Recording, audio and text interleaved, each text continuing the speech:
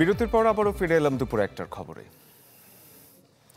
Doctor Zafrullah চৌধুরীর প্রথম মৃত্যুবার্ষিকী উপলক্ষে স্মরণ সভা করেছে গণস্বাস্থ্য নগর হাসপাতাল। রাজধানীর ধানমন্ডিতে হাসপাতালটির অডিটোরিয়ামে এই স্মরণ সভা অনুষ্ঠিত হয়। এতে অংশ নেন ডাক্তার জাফরুল্লাহ চৌধুরীর পরিবার, স্বজন ও সহকর্মীরা। অনুষ্ঠানে সচিত্র তুলে ধরা হয় ডাক্তার জাফরুল্লাহ চৌধুরীর বিভিন্ন কার্যক্রম।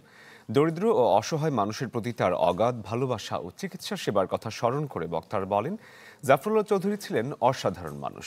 তিনি দেশের কথা ভাবতেন, চাইতেন গণতান্ত্রিক রাষ্ট্র।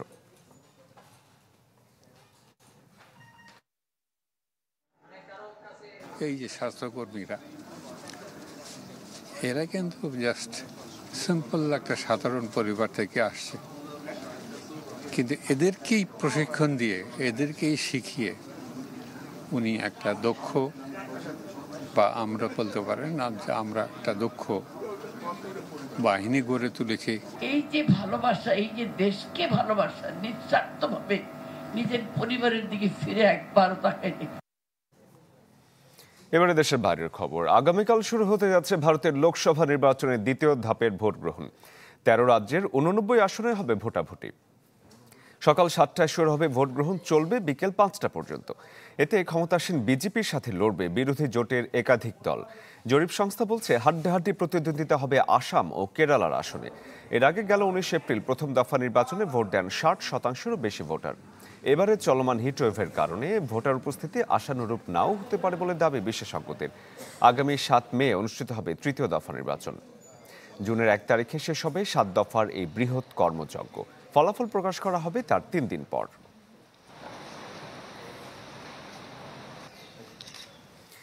দর্শক, ভারতের দ্বিতীয় দফা নির্বাচনের খবর জানাতে কলকাতা থেকে সহকর্মী শুভজিৎ পতুতুণ্ড আমাদের সাথে এই মুহূর্তে যোগ দিয়েছেন। শুভ,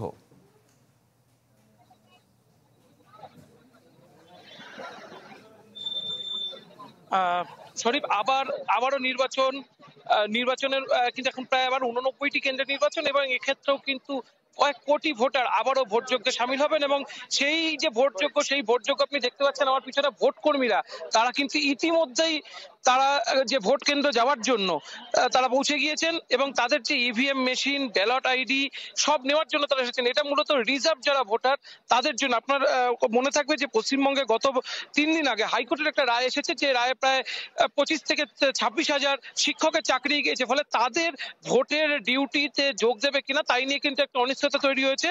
ফলে সেই ২৫ থেকে ২৬ হাজার যে ভোট কর্মী, তার কিন্তু একটা সংকটে একদম আচমকা রাতারাতির মধ্যে পড়তে হয়েছে নির্বাচন কমিশনকে, মূলত পশ্চিমবঙ্গের ক্ষেত্রে। যার ফলে রিজার্ভ যে ভোট কর্মী তাদের কিন্তু একটা যে গুরুত্ব, সেটা কিন্তু ব্যাপকভাবে বেড়ে গিয়েছে।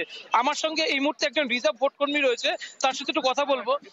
দাদা, আপনি কোথা থেকে এসেছেন আর আপনাকে রিজার্ভ ভোটের দায়িত্ব দেওয়া হয়েছে? আমি মালদা ডিস্ট্রিক্ট থেকে এসেছি, এখানে আমার ডিউটি পড়েছে, অফিস আমার ফরেস্ট অফিস। তো আমাকে রিজার্ভে দিয়েছে এখন বর্তমানে, এখন পর্যন্ত ডিউটি আমার পড়েনি। রিজার্ভের তো প্রতিবার যে দায়িত্ব, অর্থাৎ রিজার্ভের যে দায়িত্ব থাকে, অনেক ক্ষেত্রে রিজার্ভই থাকে, তাদের দায়িত্ব করে পড়ে না। এবার কি সেক্ষেত্রে দায়িত্বের চাপটা মনে হচ্ছে বেশি পড়তে পারে? এখন পর্যন্ত কয়েকজনের পড়েছে, হ্যাঁ শুনতে পেলাম, আমাদের 20% রাখা হয়েছে। তো এখন আমার তো আসেনি, আসতে পারে, এখন পর্যন্ত বলা যায় না কখন ডাক দেবে।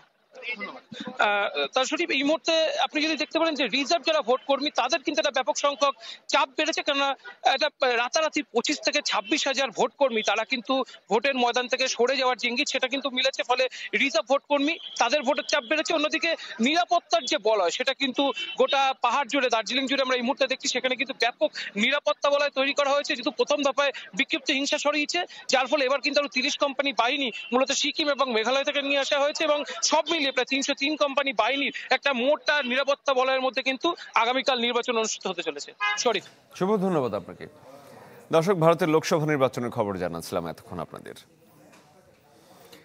মিয়ানমারে ভারত থাইল্যান্ড সীমান্তের কাছে ২টি বাণিজ্যিক কেন্দ্রের দখল নিয়ে জান্তা বাহিনীর সাথে তুমুল সংঘর্ষ চলছে বিদ্রোহীদের। মিয়ানমার সেনাবাহিনীর বিমান হামলায় এসব অঞ্চলে প্রাণ যাচ্ছে বেসামরিক মানুষের। রাখাইন, শান, কাচিন ও চীন প্রদেশে প্রতি সপ্তাহেই নতুন নতুন শহরের দখল নেয়ার দাবি করছে মিলিশিয়ারা। বিপরীতে তা পুনরুদ্ধারে বিপুল সেনা আর গোলাবারুদ নিয়ে ঝাঁপিয়ে পড়ছে জান্তা বাহিনী। দুপক্ষের এই সংঘাতের বলি হচ্ছেন বেসামরিক মানুষ। দক্ষিণ শানে বিদ্রোহী গোষ্ঠী পাও ন্যাশনাল লিবারেশন আর্মি নিয়ন্ত্রিত অঞ্চলে ৩ মাসে ৬৬ বেসামরিককে হত্যা করেছে সামরিক বাহিনী তাতমাদো। অব্যাহত গোলা নিক্ষেপ, বিমান হামলা আর নিপীড়নের শিকার হয়ে মৃত্যু হয়েছে তাদের। স্থানীয় বিদ্রোহী গোষ্ঠীর দাবি, 91 দিনে 450 বিমান হামলায় ছোড়া হয়েছে প্রায় 3000 গোলা। এতে সিসেং, হোপং, পিনলাউং এবং নায়ং থেকে বাস্তুচ্যুত হয়েছেন 71,000-এর বেশি মানুষ। কাচিন প্রদেশের মৌমাক শহরেও জান্তা হামলায় প্রাণ গেছে বেশ কয়েকজনের। গুড়িয়ে দেওয়া হয়েছে বহু ঘরবাড়ি। ভয়ে আতঙ্কে শহর ছেড়েছে কয়েক হাজার মানুষ। যৌথ অভিযানে পাকান্ড শহরের জান্তা ফাঁড়ির নিয়ন্ত্রণ নেয়ার কথা জানিয়েছে বিদ্রোহী গোষ্ঠী কাচিন ইন্ডিপেন্ডেন্স আর্মি ও কাচিন পিপলস ডিফেন্স ফোর্স। অপারেশনে মিলিশিয়াদের কাছে আত্মসমর্পণ করেছে এক কমান্ডার সহ 23 পুলিশ সদস্য। অস্থিতিশীল ভারতীয় সীমান্তের কাছের এলাকাগুলো।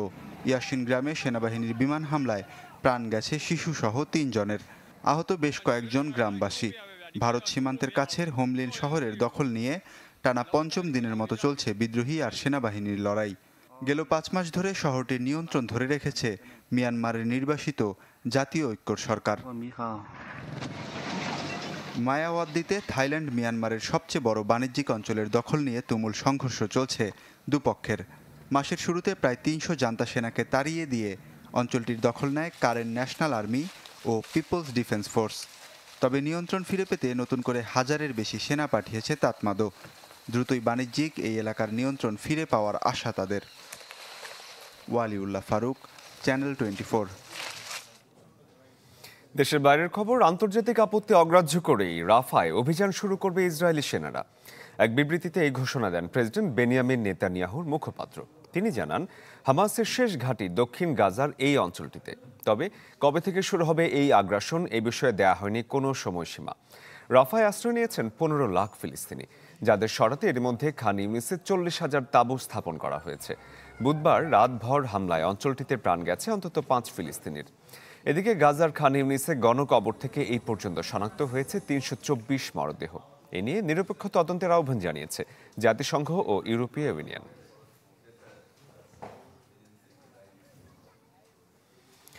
বন্যার পর এবার ঘন কুয়াশায় আচ্ছন্ন সংযুক্ত আরব আমিরাতের বেশ কয়েকটি শহর। আবুধাবি আল আইনে জারি করা হয়েছে ইয়েলো অ্যালার্ট।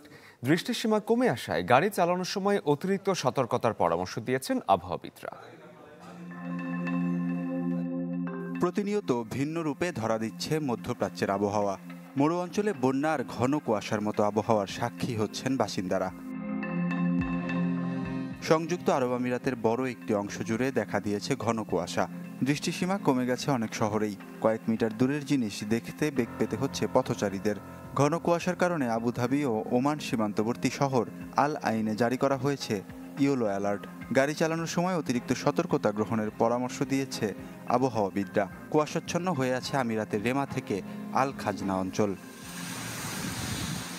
গেল সপ্তাহে 75 বছরের ইতিহাসে সর্বোচ্চ বৃষ্টিপাতের সাক্ষী হয় আমিরাত। এতে বন্যা কবলিত হয়ে সাময়িকভাবে অচল হয়ে পড়ে বিমানবন্দর, মহাসড়ক সহ মেট্রো স্টেশন। আকস্মিক এই বন্যায় প্রাণ যায় বেশ কয়েকজনের। ভারী বৃষ্টি, বন্যা সহ সাম্প্রতিক এমন প্রাকৃতিক দুর্যোগের জন্য ক্লাউড সিডিং বা কৃত্রিম বৃষ্টি নামানোর প্রক্রিয়াকে দায়ী করছেন অনেকে। যদিও আবহাওয়ার এই বৈরী রূপের জন্য ক্লাউড সিডিং পদ্ধতি দায়ী নয় বলে জানিয়েছে আমিরাত প্রশাসন। ওয়ালিউল্লাহ ফারুক, চ্যানেল 24। দর্শক, এ ছিল দুপুর 1টার খবরে। বিশ্বের যে কোনো প্রান্ত থেকে সবশেষ খবর সবার আগে জানতে ভিজিট করুন আমাদের ফেসবুক পেজ, ইউটিউব চ্যানেল এবং ওয়েবসাইটে। এতক্ষণ যারা আমাদের সাথে ছিলেন ধন্যবাদ জানাচ্ছি সবাইকে।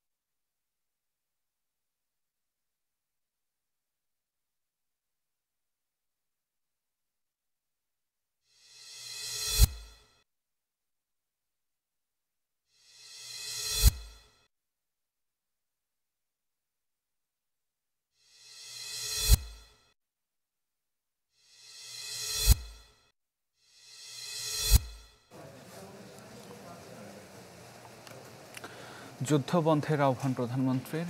রোহিঙ্গা প্রত্যাবাসনে চাইলেন আসিয়ানের সহযোগিতা। নতুন করে আরও 3 দিনের হিট অ্যালার্ট জারি। তাপমাত্রা বাড়লে ছুটি বাড়তে পারে স্কুল কলেজে। সাবেক আইজিপি বেনজিরের পরিবারের সম্পদের তথ্য তলব। কেন্দ্রীয় ব্যাংকে দুদকের চিঠি। উপজেলা নির্বাচন সুষ্ঠু না হলে 7 জানুয়ারি ভোটের সফলতা ক্ষুণ্ণ হবে, মন্তব্য সিইসি।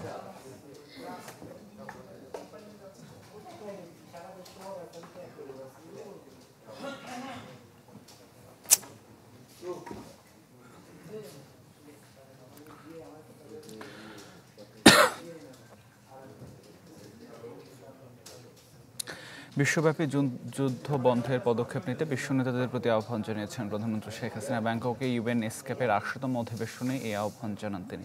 এ সময় রোহিঙ্গাদের নিজ দেশে ফেরত পাঠাতে আসিয়ানকে পদক্ষেপ নেওয়ার আহ্বানও জানান শেখ হাসিনা। চলমান হিট অ্যালার্ট আরও 3 দিন বাড়ানো হয়েছে, এই তথ্য জানিয়েছে আবহাওয়া অধিদপ্তর, যার ফলে এপ্রিলের শেষ সপ্তাহেও নেই তাপপ্রবাহ কমার সম্ভাবনা। চলমান তাপপ্রবাহে গেল 24 ঘন্টায় দেশের সর্বোচ্চ তাপমাত্রা রেকর্ড করা হয়েছে মোংলায়।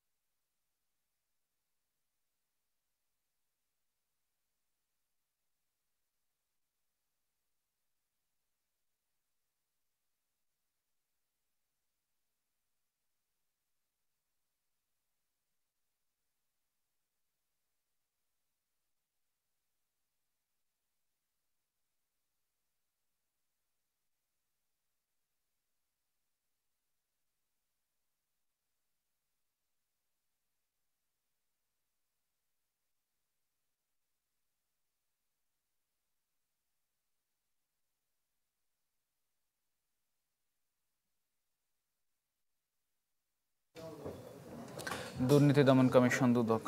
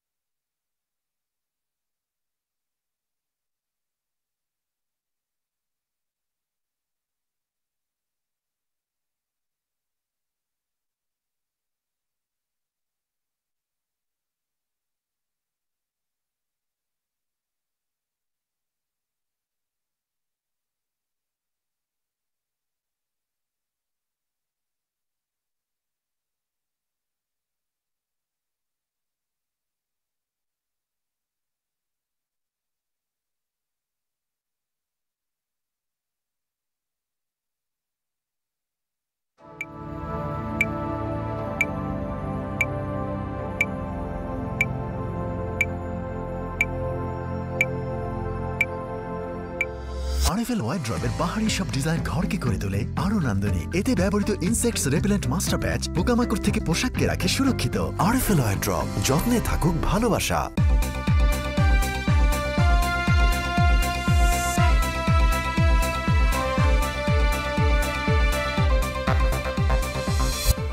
যুদ্ধবন্ধের আহ্বান প্রধানমন্ত্রীর। রোহিঙ্গা প্রত্যাবাসনে চাইলেন আসিয়ানের সহযোগিতা। নতুন করে আরও 3 দিনের হিট অ্যালার্ট জারি। তাপমাত্রা বাড়লে ছুটি বাড়তে পারে স্কুল কলেজে। সাবেক আইজিপি বেনজিরের পরিবারের সম্পদের তথ্য তলব। কেন্দ্রীয় ব্যাংকে দুদকের চিঠি। উপজেলা নির্বাচন সুষ্ঠু না হলে 7 জানুয়ারি ভোটের সফলতা ক্ষুণ্ণ হবে, মন্তব্য সিইসির।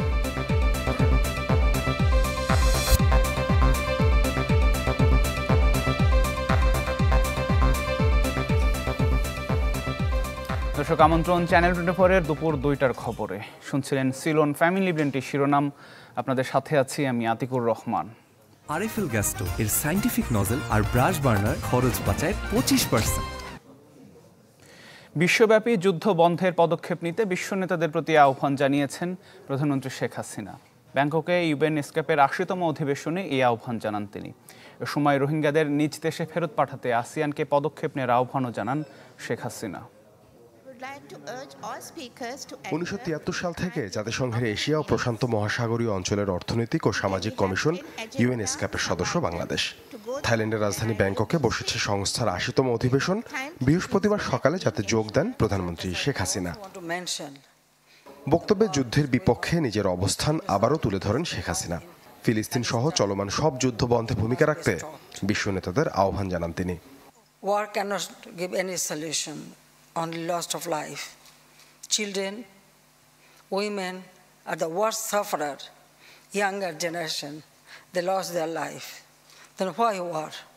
I call upon the world leaders to stop the war. Sheikh Hasina বলেন, মিয়ানমারের রাজনৈতিক সংকটের কারণে রোহিঙ্গা প্রত্যাবাসনে দেরি হচ্ছে। প্রত্যাবাসন প্রক্রিয়া ত্বরান্বিত ও মিয়ানমারের সংকট মোকাবেলায় আসিয়ানকে ভূমিকা রাখার আহ্বান তার।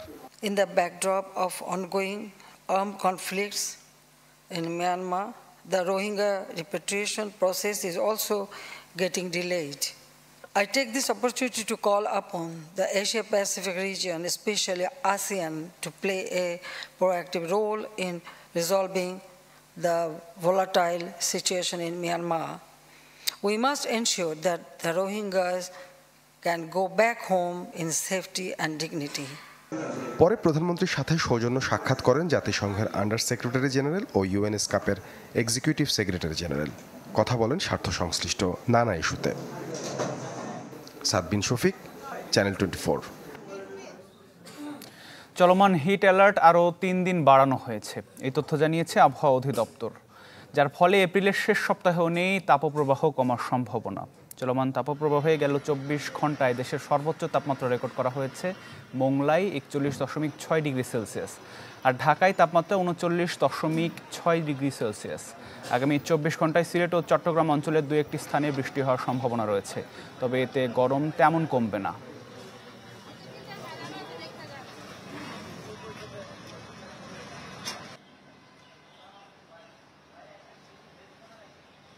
তো বাংলাদেশের পশ্চিমে তেমন একটা বৃষ্টির সম্ভাবনা নেই, প্লাস আমাদের লোকালি যে বৃষ্টিটা হচ্ছে সেটা তেমন একটা প্রভাব নেই, এই জন্য তাপমাত্রায় তেমন একটা তারতম্য হবে না। আর তারতম্য যেহেতু হচ্ছে না, সেজন্য আমরা আবার আজকে সকাল 9:30টার দিকে আমরা আরো 3 দিনের জন্য সেটা এক্সটেন্ড করলাম আর কি।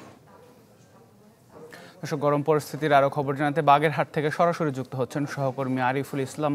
আরিফ, সারা দেশে তো তীব্র গরম, হিট অ্যালার্টও জারি রয়েছে। বাগেরহাটের পরিস্থিতি কি, জনজীবনে কি ধরনের প্রভাব পড়েছে?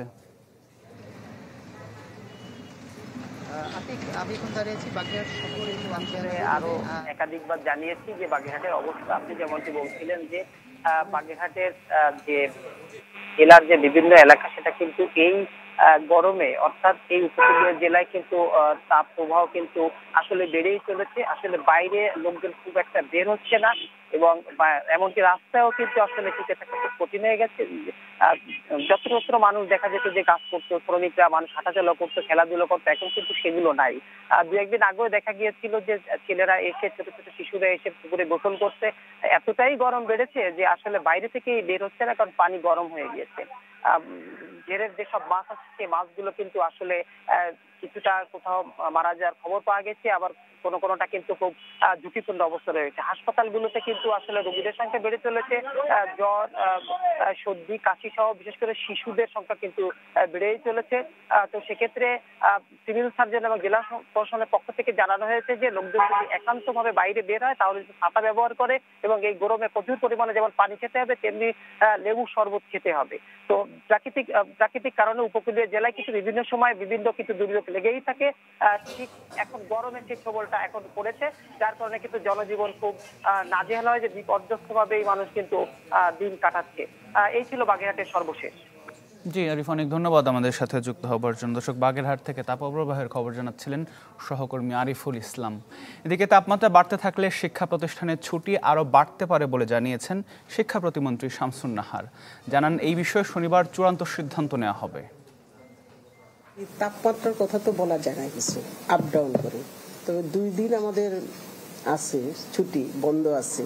সেই কারণে আমরা মনে করতেছি যে আমরা একটু দেখে তার পরবর্তী টাইমে আমরা এটা সিদ্ধান্ত নেব। অনলাইনে আছে কিন্তু সেটা আমরা পরে দেখবো। এখন তো সব গ্রামগঞ্জে তো স্কুল আছে, তারা তো অনলাইনে অভ্যস্ত না, অতএব সবকিছু চিন্তা করে আমাদের কাজ করতে হবে। দুর্বিষহ গরমে বৃষ্টির আশায় আজও দেশের বিভিন্ন স্থানে বিশেষ নামাজ আদায় করেছেন মুসল্লিরা। সকালে রাজধানীর জাতীয় মসজিদ বায়তুল মোকাররমে ইস্তিসকারের নামাজ আদায় করা হয়। নামাজ অনুষ্ঠিত হয় ঝালকাঠি শহরের সরকারি বালক উচ্চ বিদ্যালয় মাঠে। পরে সৃষ্টিকর্তার কাছে চোখের পানি ফেলে বৃষ্টি প্রার্থনা করে বিশেষ মোনাজাত করা হয়। বরিশাল নগরীর আসমত আলী খান স্কুল মাঠে বৃষ্টির জন্য ইস্তিসকার নামাজ আদায় করেন মুসল্লিরা।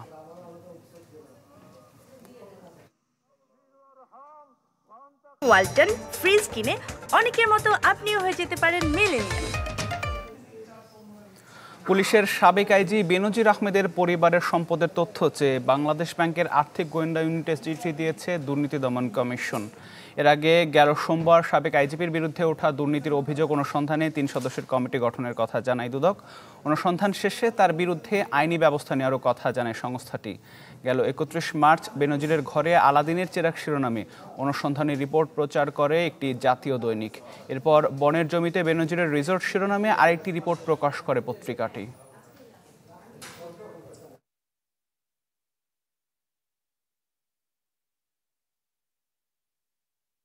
কনকায় দীর্ঘদিন পর্যন্ত খাবার থাকে গার্ডেন ফ্রেশ। ভালো থাকুন আপনিও। Concha fridge. বিশ্বজুড়ে শ্রমিক ও পরিবেশের নিরাপত্তা নিশ্চিতে ইউরোপীয় সংসদে পাশ হলো নতুন বিল। সেই আইন অনুযায়ী ইউরোপের সাথে ব্যবসা করতে হলে বন্ধ করতে হবে শিশুশ্রম, শ্রমিক শোষণ এবং জীববৈচিত্র্যের ক্ষতি বা দূষণ। তবে শ্রম ইস্যুতে সংসার কাজ চলমান থাকায় এই নিয়ে বাংলাদেশকে এখনই উদ্বিগ্ন না হবার পরামর্শ ঢাকার ইইউ ডেলিগেশন প্রধানের। মোর্শেদ হাসিবের রিপোর্ট। শ্রমিকের সার্বিক অধিকার ও নিরাপত্তা নিশ্চিতে গেল কয়েক বছর ধরেই আলোচনায় ইউরোপের নীতি নির্ধারকরা, আর সেই লক্ষ্যে আইনের ঝুঁকে নীতি নির্ধারকরা। বুধবার এই আইন পাশ হলো ইইউ পার্লামেন্টে। পক্ষে ভোট 374টি, ভোটদানের বিরুদ্ধে ছিল 19 জন, আর বিপক্ষে ভোট পড়েছে 235টি। ডিউ ডিলিজেন্স আইনে বলা হয় দেশে বিদেশে ইইউর যেসব প্রতিষ্ঠান ব্যবসা করবে এবং বার্ষিক বিক্রি ন্যূনতম 450 মিলিয়ন ইউরো, কর্মী সংখ্যা 1000-এর উপরে, তারা পড়বে নতুন আইনের আওতায়। সেসব কর্পোরেটদের নিশ্চিত করতে হবে শ্রমিক ও পরিবেশ নিরাপত্তা। Human rights, social standards, environmental standards, right throughout the value chain. ইউরোপের মালিকানাধীন কিংবা অন্য দেশীয় প্রতিষ্ঠান যাদের 1000-এর উপরে কর্মী আছে এবং বার্ষিক বিক্রি 450 মিলিয়ন ইউরো, তাদের সবাইকে যদি ইউরোপের বাজারে আগামীতে ব্যবসা করতে হয়, নিশ্চিত করতে হবে মানবাধিকার ও পরিবেশের নিরাপত্তা। তবে এখনই শ্রম ইস্যুতে উদ্বিগ্ন না হয়ে সরকার ও প্রতিষ্ঠান মালিকদের শ্রম পরিস্থিতি উন্নয়নে জাতীয় রোডম্যাপ বাস্তবায়নে মনোযোগী হবার আহ্বান জানান তিনি। Haven't ensured that the supply lines are clean, they can face quite hefty fines, up to 5% of their annual turnover. Bangladesh বিগত বছরগুলোতে শিল্প কারখানার পরিবেশগত ঝুঁকি এবং শ্রমিকের সার্বিক অধিকারের ক্ষেত্রে অগ্রগতি করেছে। এ নিয়ে আতঙ্কিত হবার কিছু নেই, তবে যদি কোনো ইইউ প্রতিষ্ঠান দুটো বিষয় নিশ্চিত না করে, বার্ষিক মুনাফার 5% জরিমানা গুনতে হবে তাদের। নতুন আইনটি পাশ হলেও এখনো সদস্য রাষ্ট্রের সাথে আলোচনা শেষে কার্যকর হতে আরো 2 বছর সময় লাগবে বলেও জানান Charles. It will be transposed into law by the individual EU member states within 2 years. Morshed Hasib, channel 24, Dhaka. একটা বিরতি নিচ্ছি, ফিরছি একটু পর।